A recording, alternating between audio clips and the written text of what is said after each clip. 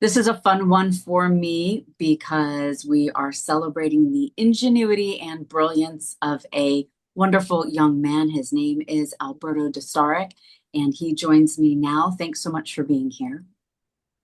Absolutely. Thank you so much for having me. So, one of the hooks that you got us with when you were pitching your story is that you are a graduate of the US Naval Academy. And not just a graduate of the US Naval Academy, but the Naval Academy's first blind graduate. So, tell us a little bit about your journey. First of all, where are you from and why did you choose to go to the Naval Academy? Yeah, absolutely. So I'm originally from East Texas, Tyler, Texas, and I decided to go to the Naval Academy as a lot of us do because, it's a little different. It's hard, you get to be around like some of the best people in the country doing a lot of great things. But I'd say like one of my first introductions to it was that like one of my closest friends growing up, both his brothers went to the Naval Academy, and also his father had gone to West Point, so he was very familiar with the environment. And I kind of watched his brothers, grow up, go through the process, and I just thought it looked like really cool. It seemed like they were doing something really hard and that they came back as like different people. So I just, I kind of wanted to see what it was all about. You are very nonchalant about that. It is an extremely competitive process to get into the Naval Academy. Your parents are not from the USA, right? No, they're originally Guatemalan. What did they think about you embarking on this journey to become a midshipman?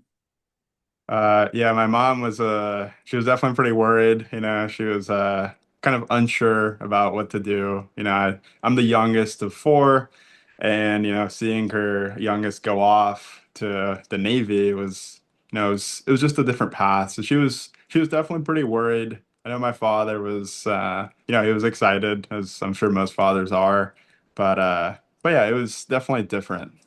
You went in with the knowledge, kind of sort of what to expect because you knew people who had been at the Naval Academy. Was it what you thought it was going to be? Was it more difficult? Was it easier? Sure. So I went to the Naval Academy Preparatory School before going to the Naval Academy. So that's about 10 months and in Newport, Rhode Island. And going into that, I really had no idea what to expect. Like I knew some people, like I mentioned, that had gone, but that was very surface level. And I remember like when they were shaving my head, like I was smiling and I was really just, I was kind of having fun with it. And I was getting yelled at for smiling, and I don't know, I just didn't really understand what was going on. And I was kind of goofy at the time, I was just like a swimmer. So I was kind of lanky.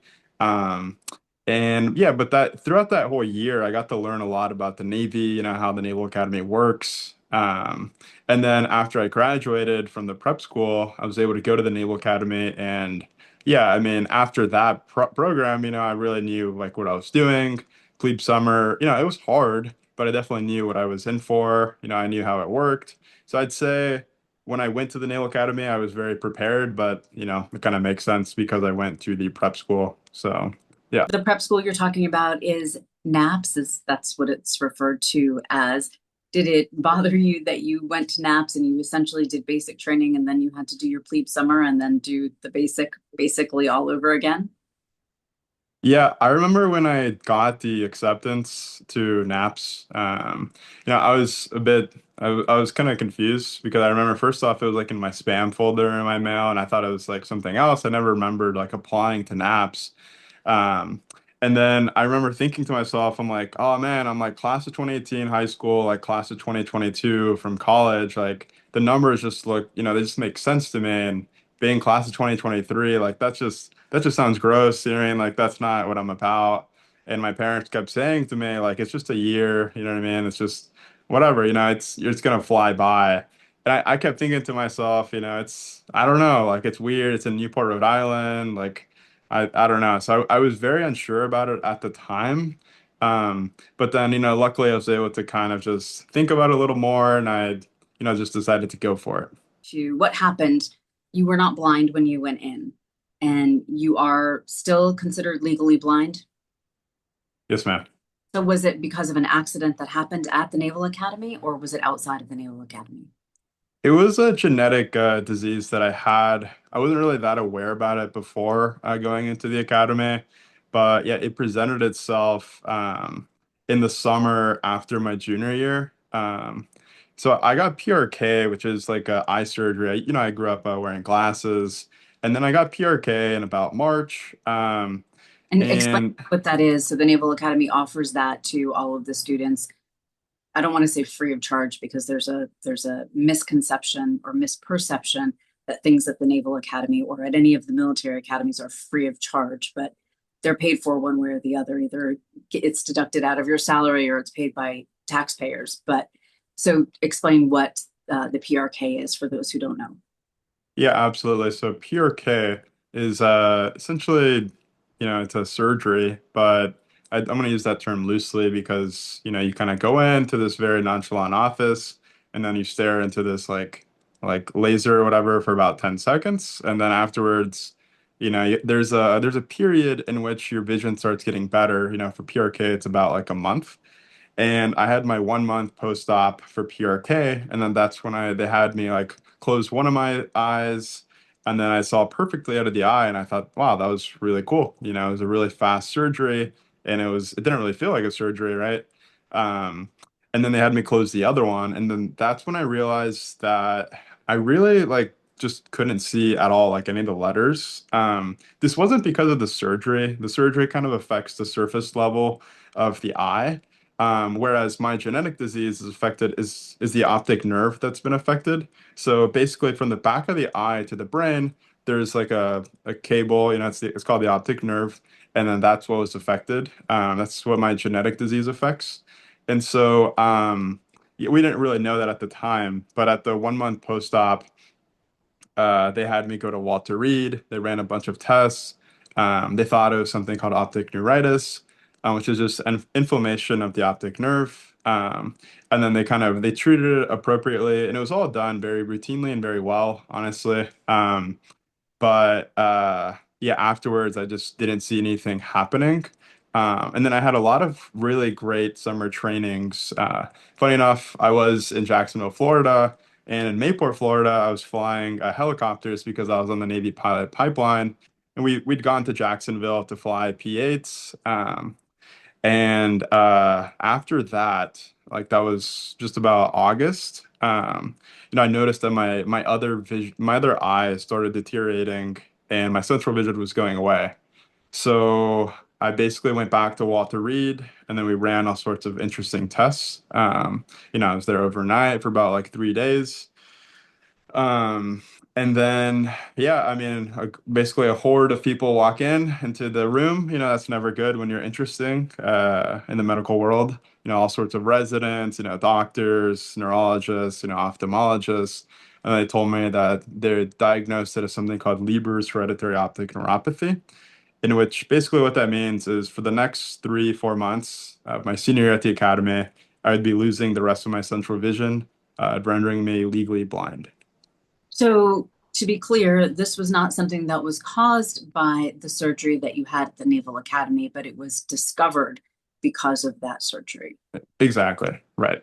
So, how did that change the course of your trajectory at the Naval Academy?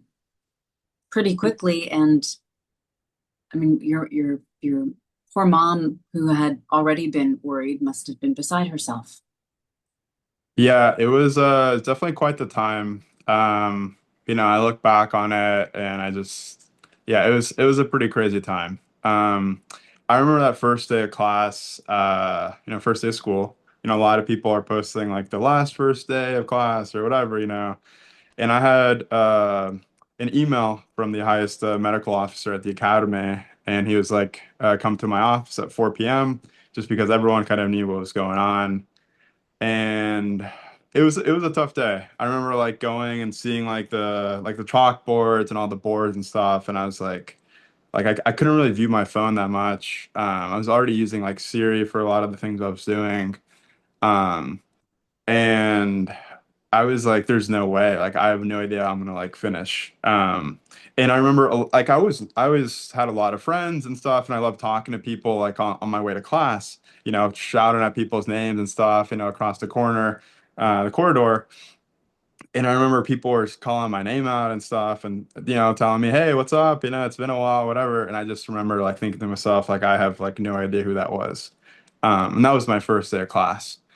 And so I was, yeah, that was tough. And I remember also like after each class, because it was my first time meeting the professors, I'd hang out, after at the end of the class, and I like told them, I was like, hey, sir, hey, ma'am, just letting you know, like this is my situation. Yeah, this is what's gonna happen. So just letting you know. What was that? This is going to happen. It was like for Did the you know, next, did you know that you were going to be able to finish the Naval Academy? I had no idea. Um, yeah, definitely.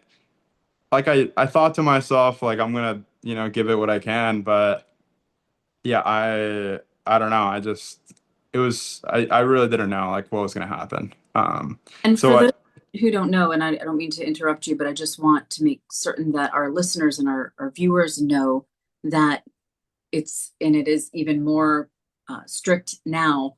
But when you are not able to finish your term at the Naval Academy, they don't say, oh, here's a whole bunch of credits back that you can transfer to another school. Here's X, Y, and Z. A lot of your credits don't transfer. And, depending upon when you leave the academy, when you're separated from the academy, you may or may not have to pay back part of your tuition. I know that that was not the case with you, but that is the case. So even the thought of potentially having to separate from the academy, plus the nature of your diagnosis must have been just incredibly stressful and vexing. Yeah, yeah, absolutely. So you're spot on. And furthermore, there are some classes that really have no application to other majors. For example, like seamanship and navigation, where you kind of learn how to like, use a boat and navigate with the boat, or weapons, there's some classes just that, they're not really going to work with another major. So, absolutely. So, at the end of that first day of class, I remember sitting down, with the medical officer, and he asked me, how my day was, and I was like, sir, like, like it wasn't that good. Yeah, it was a tough conversation. And he basically told me that I had like three options. He told me that my first option was that I could, go to a different school, where they could, give me more resources and help me out. A lot of places have like an accessibility center or places for people with disabilities. And they just obviously don't have that at the academy. There's no reason for them to be prepared for that because people at the academy are generally some of the healthiest in the nation. And so he's like, your second option, he's like, you can go and see the sights, before you go blind and then come back, graduate class of 24, um, and, be more like refreshed, and just, be better in that kind of sense and just take that year off. Or he said, you can, try and stick it out. But we're going to be like heavily monitoring your grades. We're going to be like checking them pretty frequently, and seeing, how you're doing. And if you're not, meeting the standards, not only the academic ones, but the ones, set by like regular midshipmen, then we will separate you and you'll have to pay back however much it was. I think it was like over like 150,000 at that point because I was like a senior. And so I thought about it for a little bit, a few seconds, and I told him, I'll take that third option, sir. And then we got to work. Yeah, it was a very, very long semester. I remember I would be like up like at like 7 a.m. for like morning course formation. And then after that, like I would skip breakfast and go like straight to Rickover. It's just like this engineering building. And then I'd be there like for all my off periods. I'd eat there like lunch because like the library was like right next to it. So I'd get like excusals and just like grab a quick bite of lunch. I'd be like in extra instruction for tutoring like all the time, like one-on-one with professors, because like I couldn't use my phone or laptop for the entire year. I use my phone and laptop now pretty well because I know how to use them with like screen readers or zooming in, but no one had taught me that. So I just had like one-on-one tutoring all the time with professors every off period, every morning, every afternoon. Yeah, so that was that. And then I got a 4.0 that semester.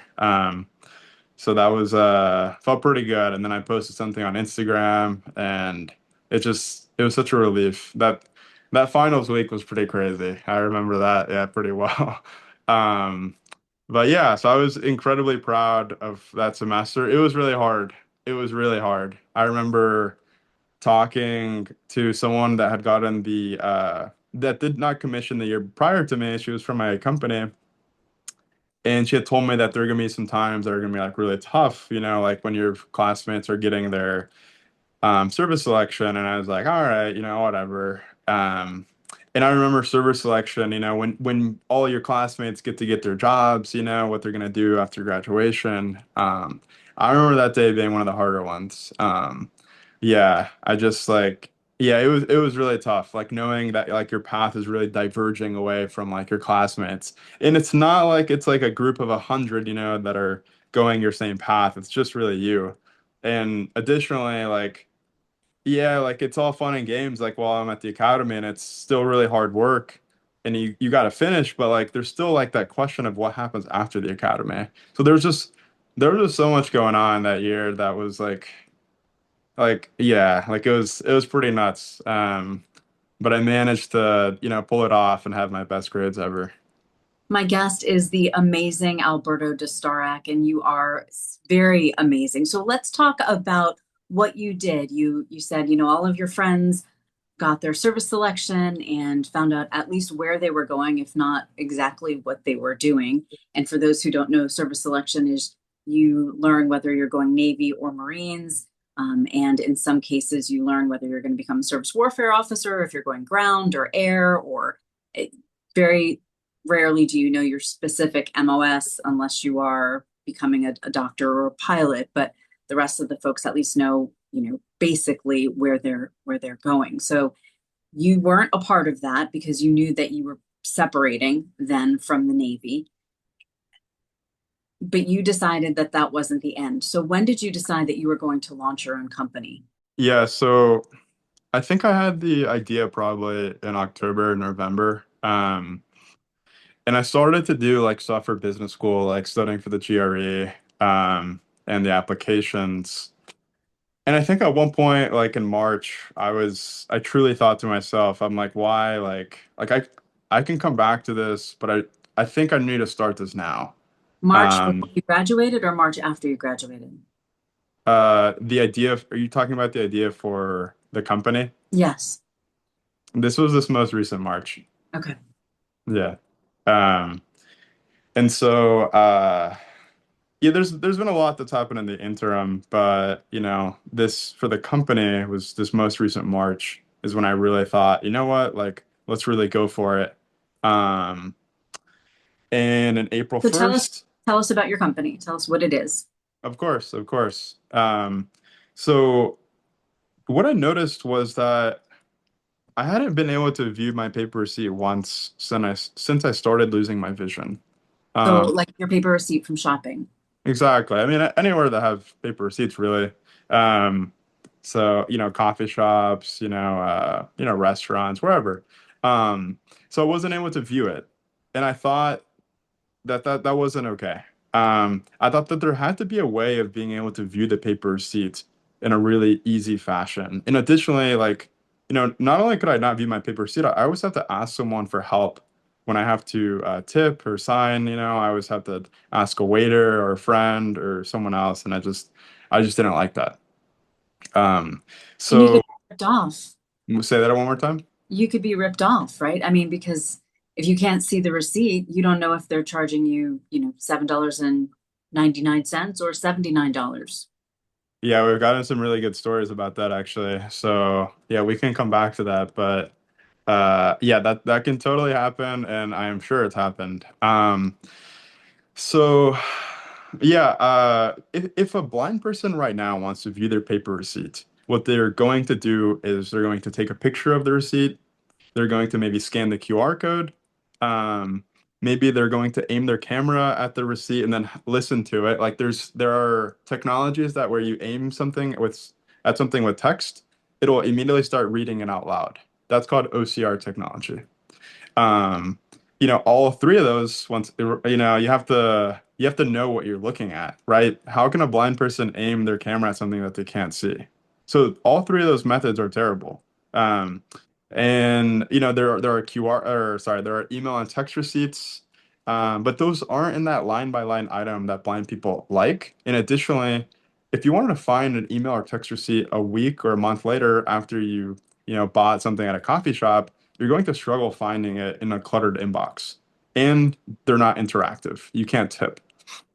Uh, and then also there's another way of like maybe asking a friend, hey, like what was on the receipt, but that's just inefficient, right? So I thought to myself, there has to be a way of getting the fully itemized receipt to an app right after you pay. Um, and then you'd be able to interact with it, maybe split the bill with friends. You'd be able to tip. You'd be able to do things for work expenses instead of taking pictures of the receipt. There's all sorts of applications of information on the paper receipt that I think are very good. Sometimes they have surveys, what I mean, where, they want you to click a link or if you fill out the survey, you'll get like free canes, for an entire year or whatever it is. It's just it would be a lot easier if you could just get it immediately after you pay. And it'd be in one app across all point of sale systems. And so that's what we built. And that's what we're building. It's really cool and I'm really excited. I think it's pretty awesome. And yeah, so I had the idea just about in March. Well, I mean, in March is when I decided to take it seriously. And then we officially started the company April 1st. Um, and then I spoke to the president of the National Federation of the Blind. It's the largest organization for blind people in the United States. And I was like, hey, like I see that you guys have this convention coming up July 3rd. Can I like join? Can I become a sponsor? Can I participate, show off what we have? He's like, well, what do you have? And I'm like, I have an idea, and I think it's pretty good. And then he's like we were on the phone, and he's like, like I don't know, you should just show up like as a first time attendee. I think it'd be great for you. This and this, and I was like, all right, sir, sounds great, but I think we'll be ready. And at that time we had like nothing. I didn't have the name of the company yet, really. Um, and so right after that conversation, I decided to like sign us up to be platinum level sponsors of the convention because why not? And then we got to work. So you had Uh, nothing at that point. You just decided, hey, we're just going to go for it and we're going to be platinum level sponsors. But I don't even have a product yet. It's just in my head. yeah, that's basically exactly what happened. Perfect. Perfect. Yeah, yeah. So there's a lot of ups and downs, that happened. But like basically we had to start from scratch on an engineering standpoint on Memorial Day weekend. Um yeah, so I had to like basically start from scratch with this new developer. His name's Dakota Walker, a really amazing guy, ex-Army veteran, just outstanding person. And I told him about what was going on, my idea. And then he's like, all right, let's get to work. And so this was like literally like 3 weeks or a month before the convention. We had Albert, like, oh my goodness. Risk yeah, yeah. taker. Yeah. So, and the convention is, we were platinum level sponsors. It's the largest gathering of blind people in the world. It was in Austin, Texas, July 3rd through July 8th. And yeah, we had like 3 weeks. And so it was a long I mean, it was a short and long 3 weeks, but basically I flew from DC to Dallas, and then at like 8 a.m. I got a notification from Apple that our first submission to them failed, so they weren't going to let us on the Apple Store. We saw what was wrong, and then we resubmitted at 10 a.m. And then at 7 usually it takes 24 to 48 hours for them to respond. But that same day at 7 p.m., July 1st, we were live on the App Store.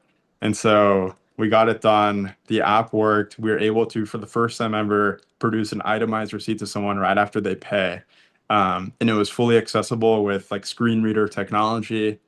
And yeah, it worked. We had our first partner. It was just yeah, it was good. So it was a pretty awesome moment when we all saw it like live on the App Store. and I was in Austin at this time. It was the first time I was live, but we were cutting it pretty close. But yeah, it was a great feeling. I love seeing this big smile on your face because truly fate smiled upon you that day because we could be telling a very different story right now. Yeah, absolutely. So it was fun. The whole process was good. So there's a lot of other things, that occurred between like April to July, but yeah, I mean we got it done. So I think that the engineering was a good kind of test as well because I mean this is new stuff. I mean no one's really out there doing this, getting the itemized receipt right after you pay. I know because I've looked into it. I mean, yeah, there's a few companies here and there, but like it's new stuff. So it's pretty cool that we were able to do it, and we're getting new partners. Um, and yeah, it's been great. Why just the blind? I mean, it sounds like this could have application for a lot of people. Yeah, absolutely. I totally agree with you there. But I think there was someone like that I've like reached out to periodically. His name's Brendan Aronson. He's, a couple of years above me from the academy. I actually quite a few years above me from the academy, but I saw he had a pretty successful like business and stuff, so I've spoken to him a few times.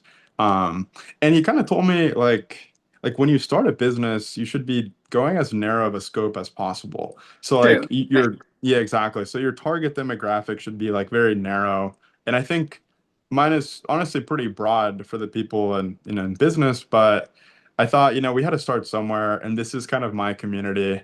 Um, and this all came from just my inability to view the receipts and just feeling like there had to be a way of tipping. There has to be a way of viewing these receipts. And and we did it. It was really awesome. Like when I showed up to Austin, we had our first like official partner in Austin. Their name is Houndstooth Coffee. And it was the first time that I'd viewed my like paper receipt or it was the first time that I'd viewed the information on a receipt since I started losing my vision. So that was really cool. And I got to see that we haven't fixed the tipping problem yet, but I had seen that I had left a tip because I didn't know that I had left one because when the tablet shows up, I don't really know what I'm clicking. I just know that, if I click one of the three like bubbles, that it'll take me to the next like screen. So I got to see that I tipped and that how much I had tipped, and also how much coffee, how expensive it's gotten now. You know what I mean? It was pretty cool. You know what I mean? I was like, I mean, it's, whatever, it's expensive, but like, I was like, oh crap, you know what I mean? It's like, I don't know, like this is where we're at these days, but it was cool. I mean, it's just like there were so many parts to it that I just felt like that I was missing. So yeah, it was And nice. also, there's kind of a leap of faith. You talk about, you hit one of the bubbles. And so I'm inferring from that, you mean the bubbles that say like 10, 15, 20% at the bottom of the receipt, but it's probably very easy to hit the wrong bubble and leave more than you think, or, hit a custom amount and by mistake add an extra zero and, tip somebody $70 instead of $7. I mean, I'm sure that that could happen. This prevents that.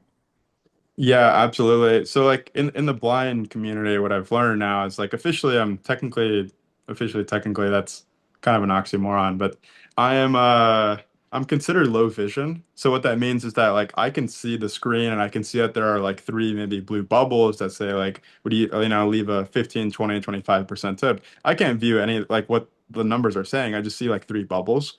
So I can like tap on them, right? I don't really know what I'm tapping, but I know that if I tap one of these bubbles, it's going to take me to another screen that's, presumably just the next thing that I have to do. But, for someone that, for most people that are blind, like they can't see what's going on in the tablet.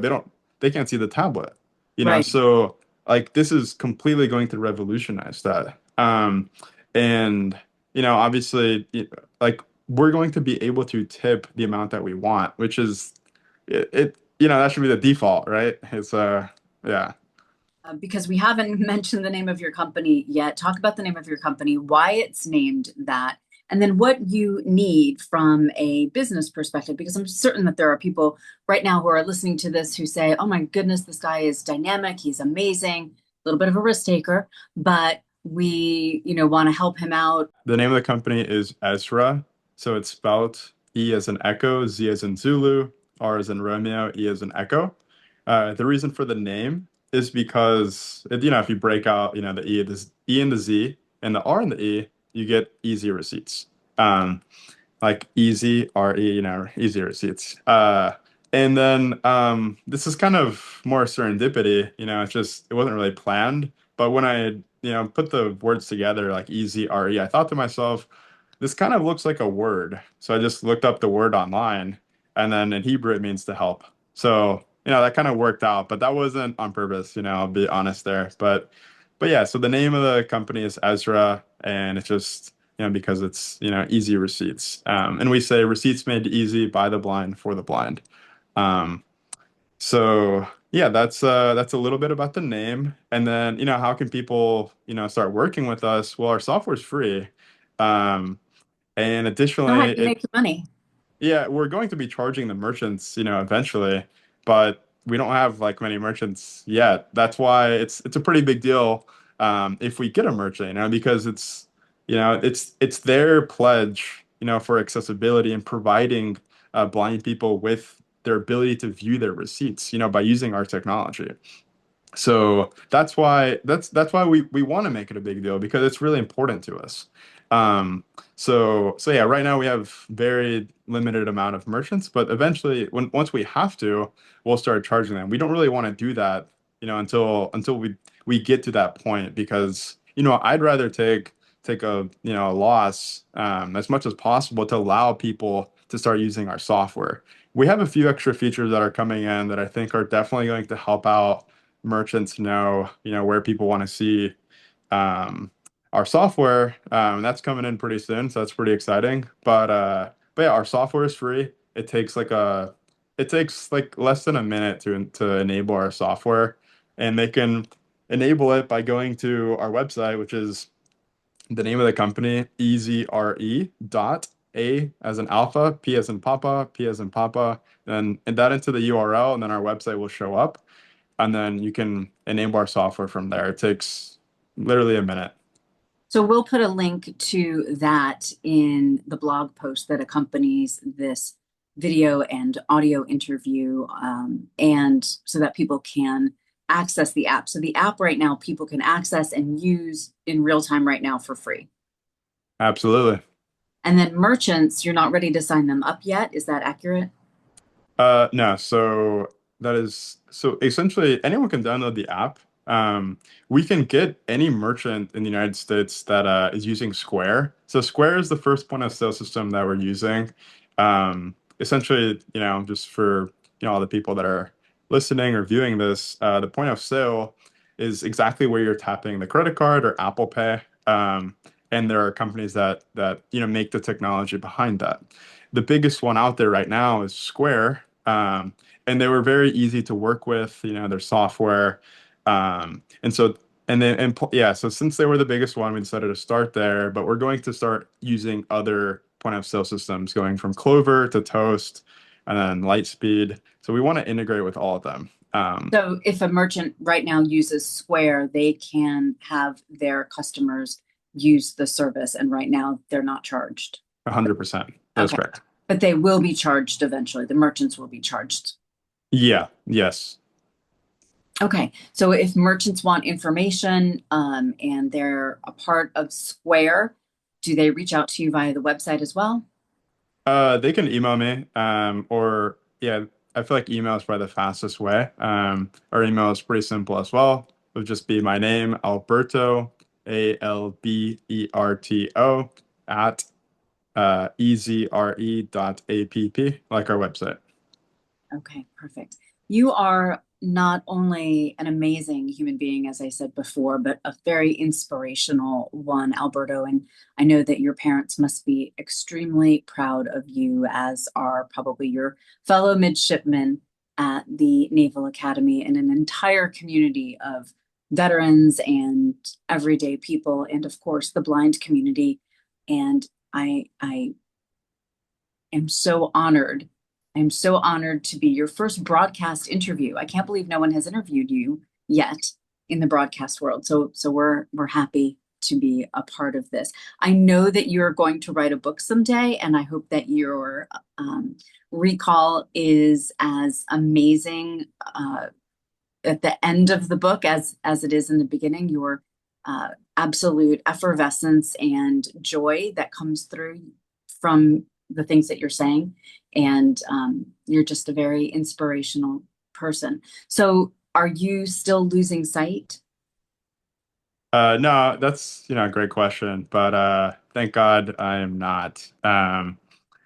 Yeah, so basically where it was from November of my senior year of college is where it stayed, which is, on par with how my genetic disease works.